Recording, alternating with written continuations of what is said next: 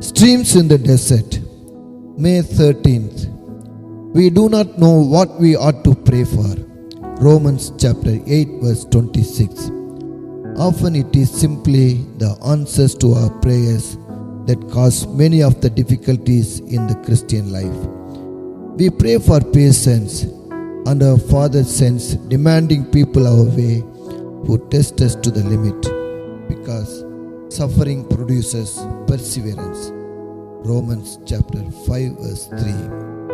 We pray for a submissive spirit, and God sends suffering again, for we learn to be obedient in the same way Christ learned obedience from what he suffered.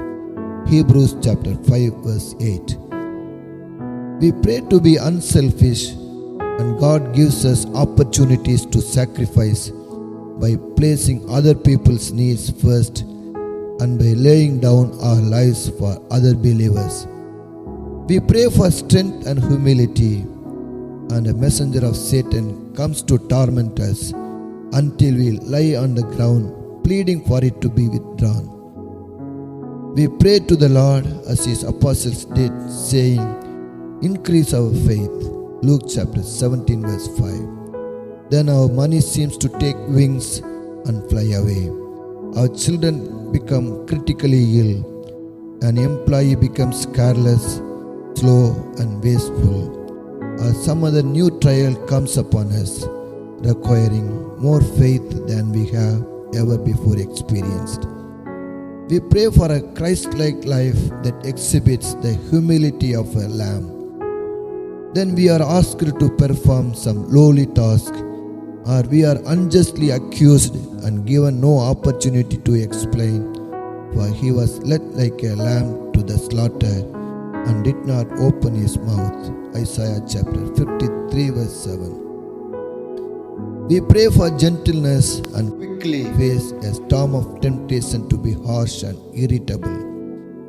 We pray for quietness, and suddenly every nerve is stressed to its limit with tremendous tension, so that we may learn when he sends his peace, no one can disturb it. We pray for love for others, and God sends unique suffering by sending people our way who are difficult to love and who say things that get on our nerves and tear at our hearts. He does this because love is patient, love is kind, it is not rude, it is not easily angered, it always protects, always trusts, always hopes, always perseveres. Love never fails.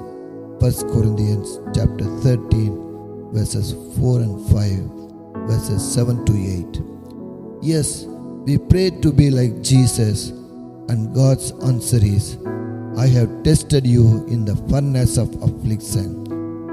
Will your courage endure, or your hands be strong? Can you drink the cup?" The way to peace and victory is to accept every circumstance and every trial as being straight from the hand of our loving Father, to live with him in the heavenly realms, above the clouds, in the very presence of his throne, and to look down from glory on our circumstances as being lovingly and divinely appointed.